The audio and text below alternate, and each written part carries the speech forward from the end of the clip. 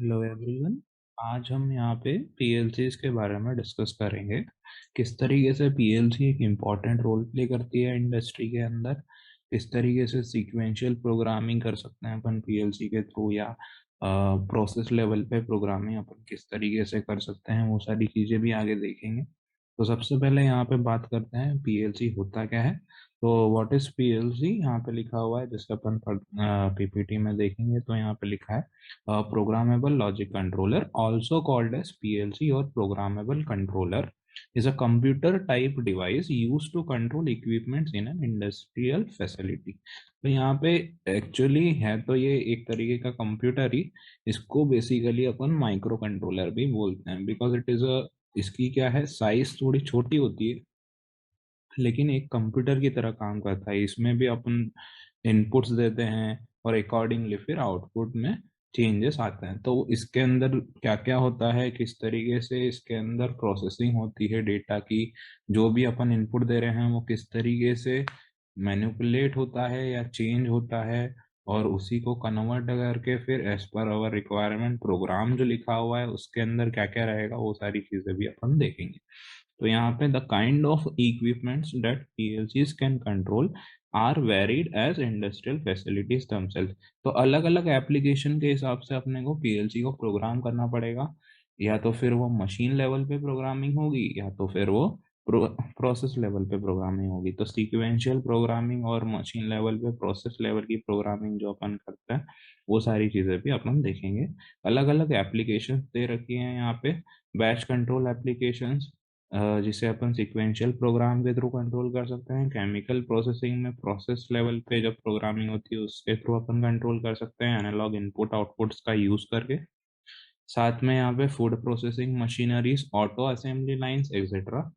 Next मेरी जो है, अगर बात करेंगे तो यहाँ पे एक पिक्चर दे रखी है जिसमें अगर आप देखोगे तो यहाँ पे एक कंप्यूटर दे रखा है।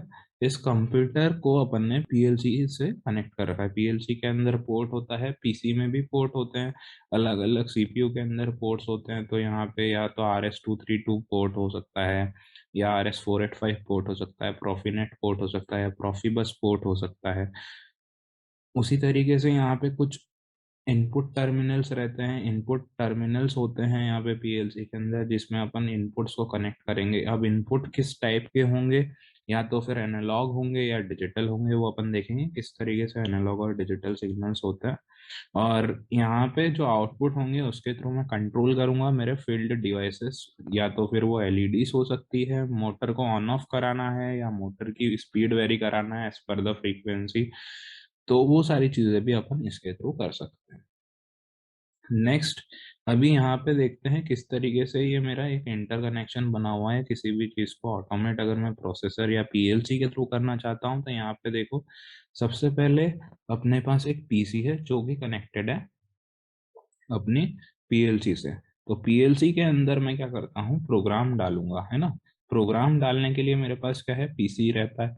अब पीसी के थ्रू मैं प्रोग्राम डालता हूँ, है ना। तो यहाँ पे एक कम्युनिकेशन केबल होती है जिसके थ्रू अपन प्रोग्राम करते हैं, या प्रोग्रामिंग केबल भी अपन इसे बोल सकते हैं। अब यहाँ पे इनपुट टर्मिनल्स में बेसिकली इनपुट मॉड्यूल्स की बात होती है। डिजिटल इनपुट मॉड्यूल्स हो सकते हैं या एनालॉग इनपुट मॉड्यूल्स हो सकते हैं, है ना।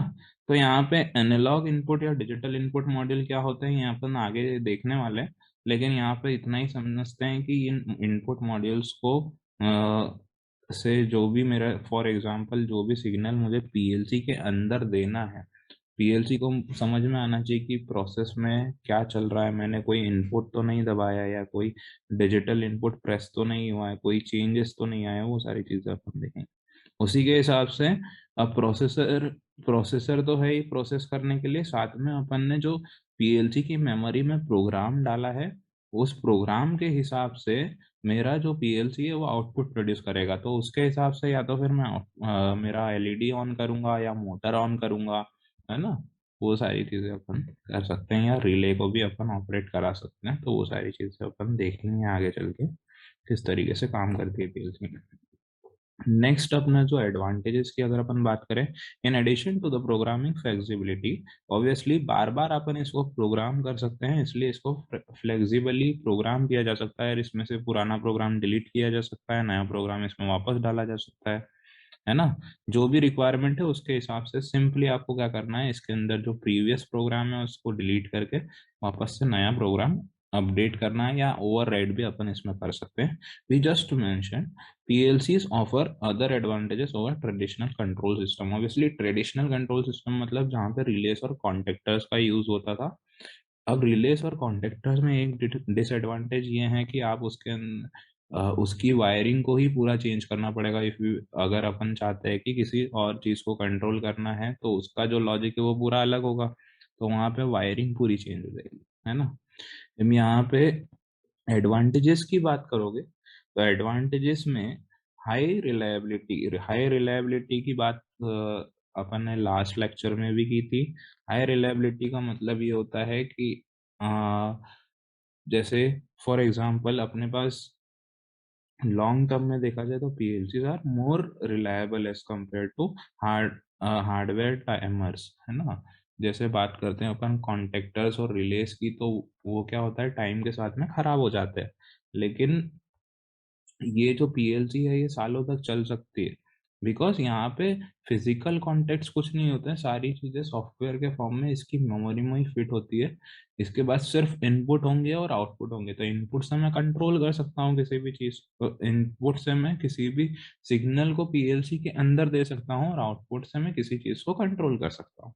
उसी के बाद अगर आप बात करते हो यहाँ पे स्मॉल स्पेस रिक्वायरमेंट, ऑब्वियसली जो PLCs होती है इसके अंदर स्पेस कम लगेगा मुझे, क्योंकि रिलेस तो एक वायरिंग कनेक्शंस के थ्रू बहुत सारा एक अरेंजमेंट सिस्टमेटिक अपने को बनाना पड़ता है। रिलेस और कॉन्टेक्टर्स का यूज करके जो फिजिकल टाइमर्स होते थे उनका यूज करूंगा, सारी चीजें अगर मैं देखूं तो वहां पे स्पेस ज्यादा लगेगा, क्योंकि वहां पे सारी चीजें फिजिकली प्रेजेंट है। अब यहाँ पे टाइमर्स और काउंटर्स ये सारी चीजें जो हैं ऑलरेडी सॉफ्टवेयर में दे रखी है, इसलिए यहाँ पे वो प्रॉब्लम नहीं आती है।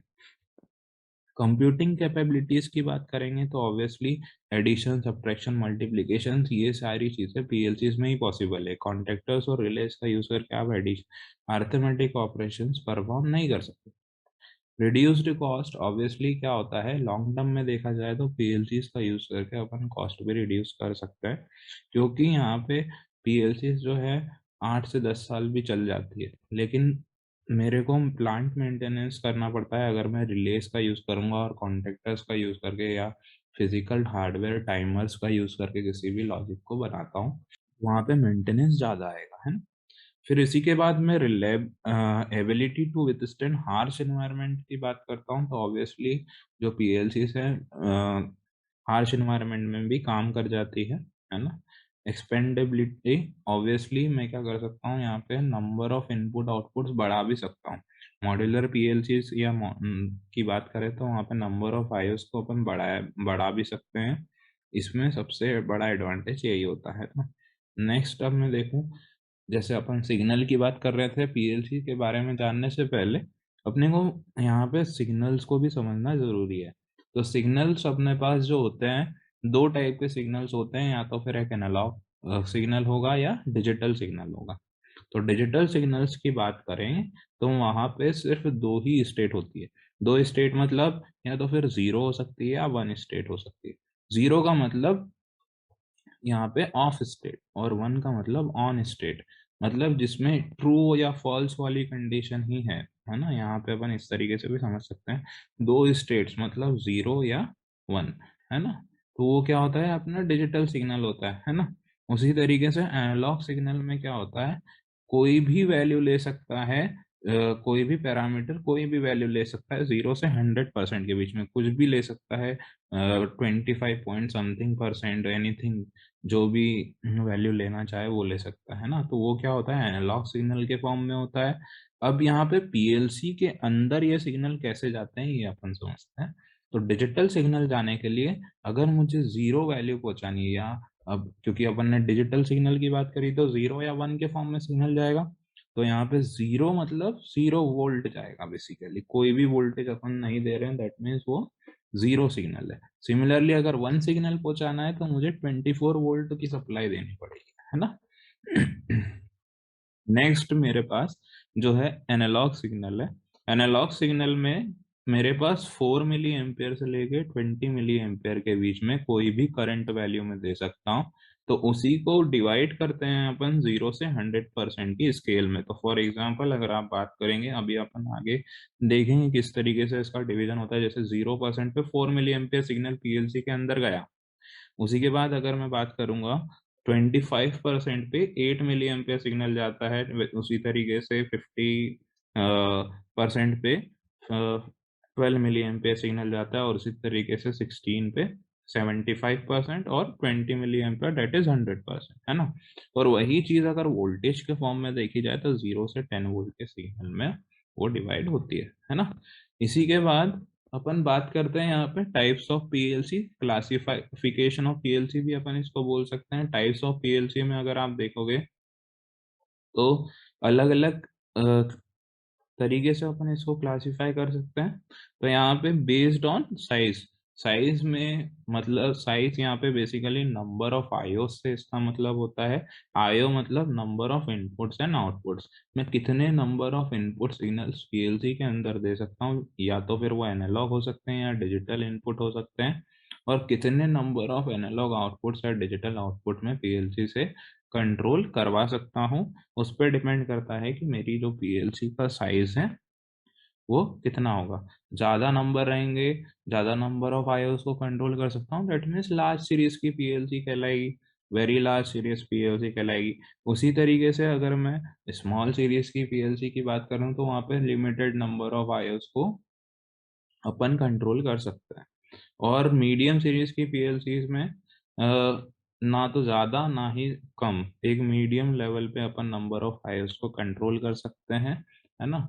उसी तरीके से बेस्ड ऑन हार्डवेयर सेटअप, तो देखो हार्डवेयर के हिसाब से दो टाइप की कैटेगरी होती है। यहाँ पे कॉम्पैक्ट पीएलसी होती है और एक मॉड्यूलर पीएलसी होती है ना। तो कॉम्पैक्ट का मतलब ये होता है कि इसके अंदर फिक्स्ड नंबर ऑफ इनपुट्स और आउटपुट्स होंगे। और सिमिलरली और मॉड्यूलर टाइप की पीएलसी में क्या होता है, हर चीज अलग अलग होती है ना। मॉड्यूलर के केस में क्या होता है, हर चीज अलग अलग होती है, इन द सेंस सीपीयू अलग होगा, पावर सप्लाई देने के लिए पावर सप्लाई मॉड्यूल अलग होगा। उसी तरीके से नेटवर्किंग के लिए एक मेरे पास इंटरफेस मॉड्यूल हो सकता है, और उसी के बाद एनालॉग इनपुट मॉड्यूल हो सकता है, डिजिटल इनपुट मॉड्यूल हो सकता है, डिजिटल आउटपुट मॉड्यूल हो सकता है, एनालॉग आउटपुट मॉड्यूल हो सकता है। तो अलग अलग टाइप के मॉड्यूल्स मेरे पास हो सकता है ना।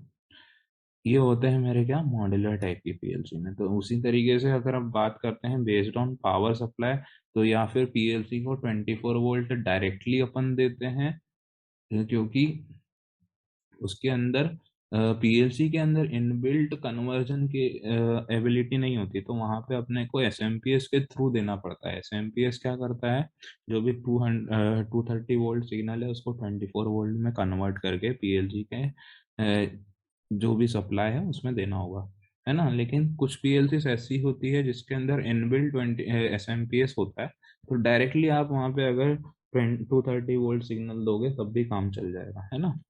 इसी के बाद अगर आप बात करते हैं तो यहाँ पे साइज के हिसाब से अगर बात करोगे तो वही मैं बोल रहा था आपको कि नैनो पीएलसी और माइक्रो पीएलसी स्मॉल सीरीज की पीएलसी होती है, मीडियम सीरीज की पीएलसी होगी, या लार्ज सीरीज की पीएलसी, अलग अलग कैटेगरीज नंबर ऑफ आईओस के हिसाब से डिफाइंड है ना। तो ऐसा माना जाता है कि 100 नंबर ऑफ आईओस से अगर कम होता है तो उसको अपन स्मॉल सीरीज की पीएलसी में काउंट करते हैं। उसी तरीके से 10,000 नंबर ऑफ आईओस से अगर कम है तो वहां पे उसको अपन मीडियम सीरीज की पीएलसी में काउंट करते हैं। और उसी तरीके से अगर 10,000 से ज्यादा है तो वहां पे अपन उसको लार्ज सीरीज की पीएलसी में काउंट करते हैं, है ना। इसी के बाद अगर आप बात करोगे तो यहाँ पे PLC based on hardware setup, compact PLC और मॉड्यूलर पीएलसी। कॉम्पैक्ट मैंने जैसे आपको पहले भी बता चुका हूँ कि कॉम्पैक्ट में नंबर ऑफ आईओस क्या होते हैं, फिक्स्ड होते हैं। और मॉड्यूलर टाइप की पीएलसी के अंदर नंबर ऑफ आईओस फिक्स्ड नहीं होते हैं। तो यहाँ पे मॉड्यूलर और कॉम्पैक्ट के बारे में अपन देखेंगे। कॉम्पैक्ट में देखो यहाँ पे अलग एक ही सिंगल बॉक्स रहेगा, इसी के अंदर सीपीयू भी रहेगा, साथ में कम्युनिकेशन के लिए पोर्ट दे रखे हैं, ईथरनेट पोर्ट्स दे रखे हैं। और यहाँ पे अगर आप देखोगे तो नंबर ऑफ आईओस फिक्स्ड है, कुछ एनालॉग होंगे, कुछ डिजिटल होंगे, लेकिन इसमें अपन क्या है, नंबर ऑफ आईओस बढ़ा नहीं सकते हैं, है ना। उसी तरीके से यहाँ पे मॉड्यूलर टाइप की पीएलसी है, तो इसमें नंबर ऑफ आईओस को अपन बढ़ा सकते हैं using analog input output module as per our requirement. यहाँ पे अलग से पावर सप्लाई की जरूरत पड़ेगी, कम्युनिकेशन मॉड्यूल अलग से रहेगा, सीपीयू अलग से रहेगा, और सारे analog input modules, digital input modules अलग अलग रहेंगे, है ना। तो ये होता है मेरा मॉड्यूलर टाइप की पीएलसी। इसी के बाद अगर आप बात करोगे यहाँ पे पावर सप्लाई की, तो power supply PLC with SMPS 230 volt VAC. और तो इसका मतलब ये है कि 24 वोल्ट इसके इन अंदर कन्वर्ट होके फिर जो भी मेरे सीपीयू है या जो भी मॉड्यूल्स हैं उनके पास चला जाएगा। लेकिन पीएलसी विथआउट एसएमपीएस में क्या होता है, इसके अंदर एसएमपीएस नहीं रहेगा, तो वहां पे अपने को एक्सटर्नली पीएल कन्वर्ट करके देना पड़ेगा, है ना। नेक्स्ट लेक्चर में अपन देखेंगे किस तरीके से पीएलसी का आर्किटेक्चर होता है। आर्किटेक्चर में अपन देखने वाले हैं input modules, output modules, memory और सीपीयू किस तरीके से काम करता है, स्कैन साइकिल क्या होती है, स्कैन टाइम क्या होता है, ये सारी चीज़ें अपन डिस्कस करें। तो आज के लिए इतना ही, थैंक यू।